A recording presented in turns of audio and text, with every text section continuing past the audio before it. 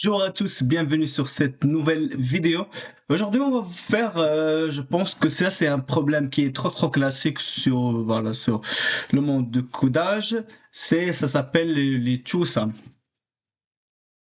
Donc comme on voit bien, c'est difficulté easy, donc c'est un problème qui est facile, que ça peut prendre une durée maximum de 30 minutes, d'une demi-heure. On va voir pourquoi.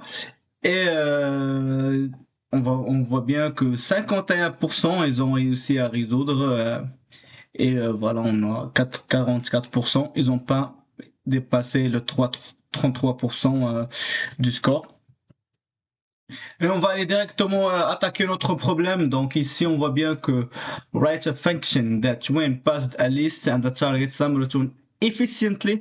On voit bien qu'ils ont mis efficiently en gras with respect to the time used to the distinct zero based and this of any two of the numbers whose sum is equal to the target sum.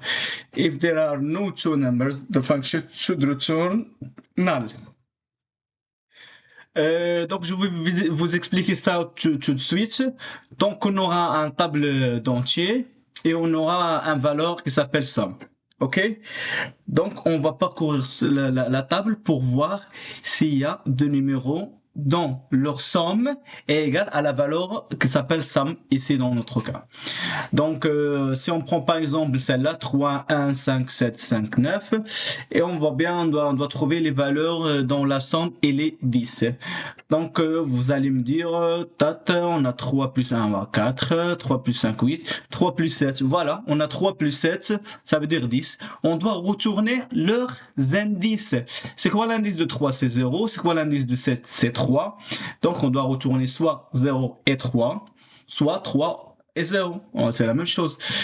Et donc on n'a pas que ça, donc on a aussi par exemple 1 plus 9 est égal à 10.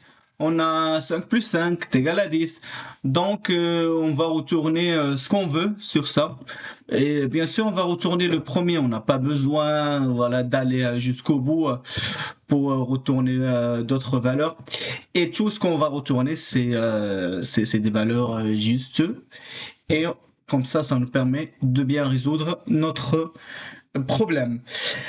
Alors, on va implémenter notre méthode qui va retourner un table des entiers. Une table des entiers, il va contenir deux valeurs, l'indice du premier valeur et l'indice de deuxième valeur, dont la somme des deux valeurs est égale à 100. Donc, je vais copier ça et on va aller sur l'IDE. Je vais faire sum, par exemple, une nouvelle classe que je vais l'appeler sum. Et je vais coller notre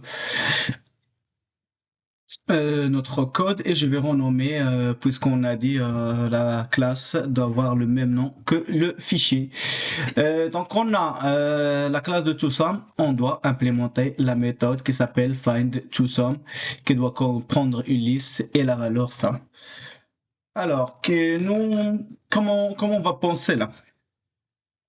On va penser qu'on a voilà un table des valeurs et on va aller doucement. On va prendre la 3 et après on va commencer à ajouter les autres différentes valeurs.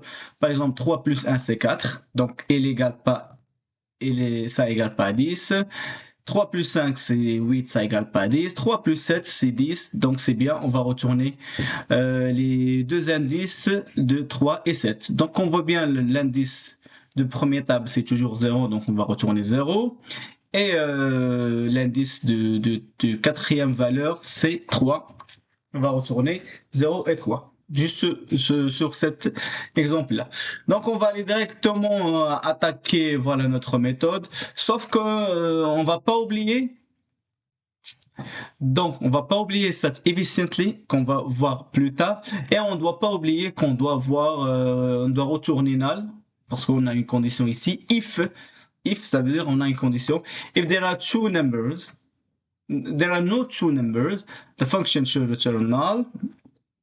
Et on va aller le faire ici. Donc, on doit voir déjà si notre liste, elle est pas vide et elle n'est pas nulle. Donc, on va voir si la liste est égale à nul ou la liste ne doit pas dépasser de valeur parce que ne contient pas de valeur. Parce qu'on a dit on doit avoir deux valeurs qui doivent avoir les deux valeurs. Si on l'ajouter un avec l'autre, on doit avoir la valeur du somme. Donc, on va pas accepter un table qui contient une seule valeur. Donc, qui contient une seule valeur, pardon. Donc, si la valeur elle est nulle ou le table elle est inférieure, la taille de table est inférieure à 2, ça veut dire il est égal à 0 ou à 1. Donc, on va retourner null, tout simplement, la condition. Donc, maintenant, on va parcourir les deux différents tableaux. Donc, on va parcourir la table pour voir les deux valeurs. Donc, on va aller for int i, donc on va faire une boucle de for. On va prendre la première valeur qui est dans notre cas par exemple 3. Et après, on aura une autre boucle qui commence par i plus 1. Ça veut dire il commence, c'est pas le 3, il commence par la valeur de voilà l'indice 0, l'indice 1. Donc il va commencer, c'est parce qu'on va pas ajouter 3 plus 3. On doit ajouter 3 plus les autres valeurs. Donc on aura un j est égal à i plus 1. J est inférieur à liste à la taille de la liste et j plus plus. Et ici qu'est-ce qu'on va faire? Tout simplement, on va voir si donc si la valeur de i plus la valeur de j est égale à 100, donc vous voyez bien que IntelliJ m'aide bien à écrire le code. Je n'aurai pas besoin de faire trop d'efforts. Donc si la valeur de i plus la valeur de j est égale à 100, donc ici on va retourner un new int de i et de j puisqu'on aura un table à retourner. Donc ici on va faire return new int un table entier qui va contenir la valeur de i et la valeur de j. Et voilà. Ici, on trouve pas. Si on trouve pas, donc voilà, si on trouve pas, ça doit retourner. Donc, if there are no two numbers, the function should return null. Donc, on doit retourner tout simplement return null. Et voilà, c'est notre méthode. Qu'est-ce qu'on a ici? Bah, comment ça, mon coach, on a fait un retour ici.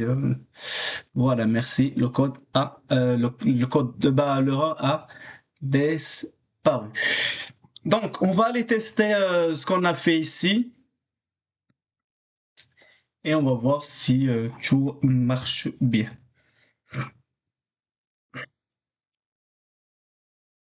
Donc, on aura notre fonction de find sum et on va aller la tester ici directement.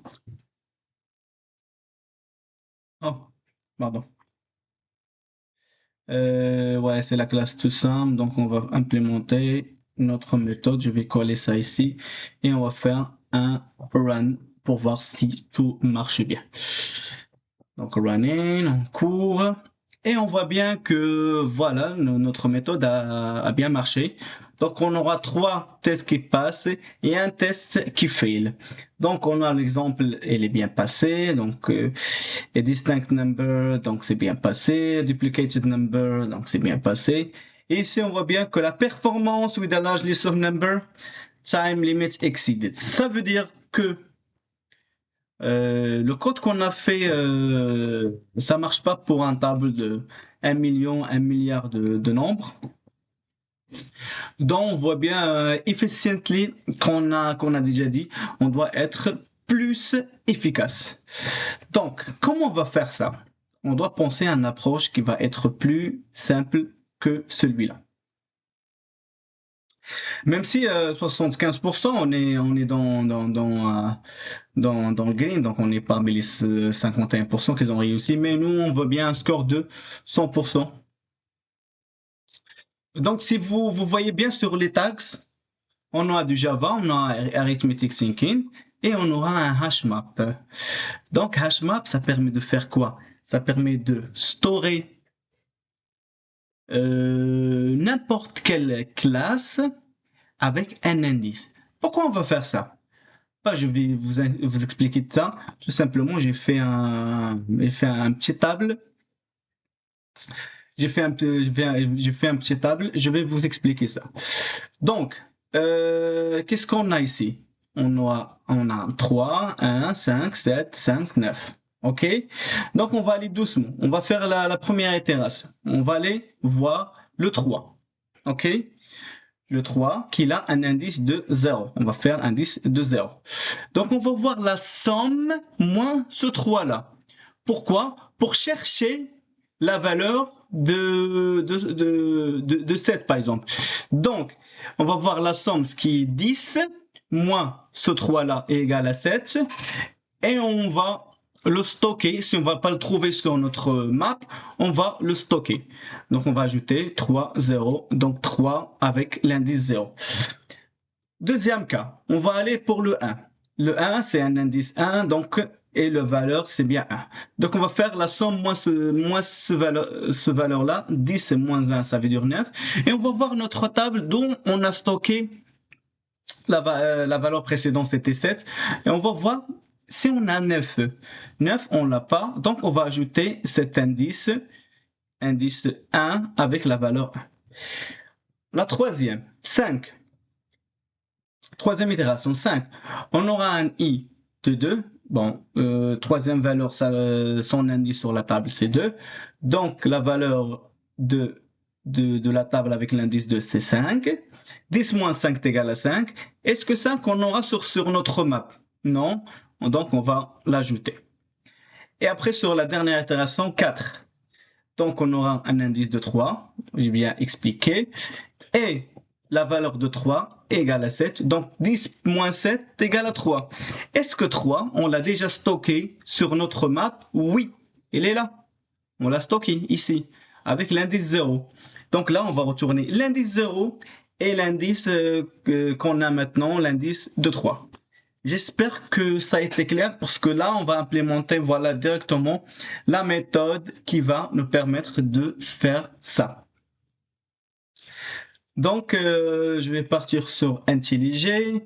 On va pas toucher la condition puisqu'elle est toujours valable. Si on a un table qui est nul ou un table avec zéro valeur ou zéro, un table avec zéro valeur ou un valeur, on va retourner là.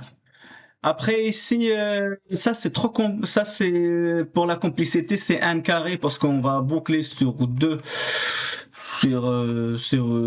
sur deux fois et ça monte ça monte la complexité, ce qui réduit l'efficacité de notre code. Donc là, on va aller directement. Qu'est-ce qu'on a fait? Qu'est-ce que je vous ai montré là? On aura ici, on voit bien, ils ont donné un tag qui est hashmap et la map dans notre cas, c'est la plus efficace. Pourquoi? Parce que ça nous permet de stocker les indices et les valeurs. Ok? Ok. Donc, on aura un map. Donc, on va faire map, voilà, de integer. Donc, on aura map de entier. Le premier entier, c'est bien les valeurs. Deuxième entier, c'est bien les indices. Donc, c'est égal à new hashmap. C'est quoi l'erreur ici? Bah, il n'y a pas d'erreur. J'ai déjà appelé ça map. Bah, on va l'appeler numéro to index. Name to index, par exemple. C'est quoi le problème ici? On va pas utiliser la classe map. Pas tout simplement, on va juste importer. Donc ici, on voit bien qu'on a importé hashmap et là, on va importer tout simplement map. Voilà, on a plus de. Alors, on va itérer, on va faire la même chose ici. Qu'est-ce qu'on a dit? On va itérer sur notre liste. On aura itération sur la liste et on va arrêter dès qu'on trouve les deux indices. Donc, on aura for int et inférieur et plus. On va laisser ça comme ça pour l'instant. Et là, on va ajouter un entier qu'on va l'appeler, il est où là? On va l'appeler complément, comme on a dit ici. On va l'appeler complément. Int complément qui est égal à la liste de i moins la somme. On voit bien que, notre intelligé il nous a bien aidé à faire à compléter notre code. Sauf que ici, il n'a pas bien fait parce que ça va donner une valeur négative. Parce que la somme, c'est la valeur le positive. Parce qu'on doit voir deux numéros.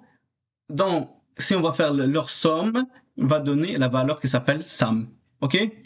Donc, là, on va faire l'inverse ici. On va faire somme moins ça.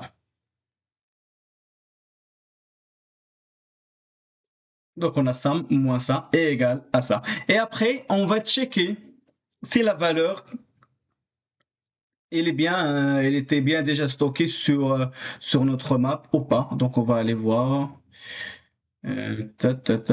Ici, on va aller faire if, if numéro de index contient la valeur de complément. Si la valeur elle était déjà stockée avant, qu'est-ce qu'on va faire dans ce cas-là? On va retourner un entier, voilà, un entier de nim, voilà, .get. On va prendre,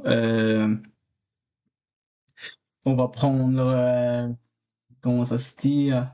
On va prendre l'index de valeur du complément et l'index actuel. Sinon, on va encore, voilà, itérer et je vais là. Donc, sinon, si oui, on retourne la valeur les deux indices. Sinon, on va ajouter ça à notre map et on va passer à la valeur suivante, etc. Donc, on va faire numéro toIndex.put, liste de II. Je peux vous dire que j'ai pas vraiment codé du tout parce que là, IntelliJ m'a vraiment proposé tout ce que je dois faire. Moi, j'ai juste fait la logique sur ma tête et je l'ai suivi. Et voilà, donc je pense que tout marche bien ici. Je vais réexpliquer le code. Donc, si la liste elle est vide ou elle contient une seule valeur ou elle contient pas de valeur, on va retourner null. On va faire la map parce que ce qu'on a dit, la map, ça permet de stocker valeur et l'indice. Parce que nous, on doit retourner, on doit retourner les indices. Donc, on va boucler. On va prendre complément égale somme moins la valeur. Pourquoi? Donc, on aura un 10, par exemple 10 dans notre cas, moins la valeur qui est 3, par exemple. Et on va voir si notre map il contient bien. Donc map on l'a fait num to index. Vous pouvez faire voilà notre map pour faire voilà c'est juste des noms donc on va pas on va pas rentrer dans voilà dans ce débat, c'est juste des noms à faire. Voilà, donc on va voir s'il contient vraiment cette valeur-là. Si oui, on va retourner l'indice de cette valeur-là et notre indice. Sinon, on va ajouter sur la map, on va stocker. Pourquoi on a fait ça? Pour ne pas avoir des doublons et pour stocker toutes les valeurs et pour ne pas retourner à faire encore toute la liste. Donc voilà, notre problème est bien résolu. On va faire CTRL S. Je vais aller directement ici. Je vais faire ça. Pam, pam, pam. Et voilà. Et je vais faire un run pour voir si tout marche bien. Donc, on aura un indice de 0. Qu'est-ce qu'on a? Error, c'est below, cannot find symbol, class map et class hashmap. Parce qu'on n'a pas importé les deux différentes classes. On peut faire ça ici, import, et on va faire un petit run ici pour voir que notre test a bien marché. Donc, on a un score de 100%. Donc, comme je dis, cette TwoSum, c'est un problème qui est usuel, qu'on a déjà fait sur Java. Bah, moi, personnellement, j'ai déjà fait ça quand j'étais étudiant là. Ça fait depuis, je pense, 2015, j'ai fait ça. Donc, c'est un problème usuel. Donc, l'essentiel, donc, c'est ça, ça me permet de connaître un peu la map. Et comment les résoudre avec deux méthodes. À la méthode, la première que je l'ai fait, c'était pas trop efficient, ça veut dire elle était pas trop efficace.